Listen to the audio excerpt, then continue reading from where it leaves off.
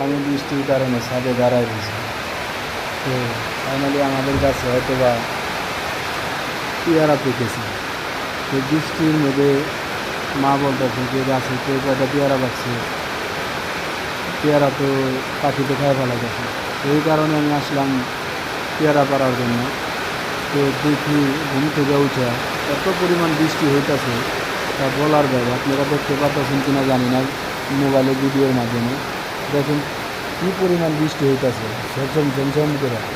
তো কিছুক্ষণ আগে একটা এই গাছ থেকে পাকনা কাঁঠাল পাড়া হয়েছে, আব্বা ছিল পাকা কাঁঠাল পাড়ছি। তো ওই যে সে কাঁঠালটা দেখুন, দেখতে পাচ্ছেন যে ওই যে সিঁড়ির মধ্যে আছে। তো আমি যাইতে ভয় পাইতেছি যে যাইতে যাইতে পেয়ারা বাগানে আমি কি বৃষ্টিতে ভিজাই যাবো কিনা, এই কারণে আর কি যাওয়া হইতেছে না। তো এত পরিমাণ বৃষ্টি, এই যে এটা পেয়ারা গাছ, দেখেন এই যে সামনেই পেয়ারা বাগান।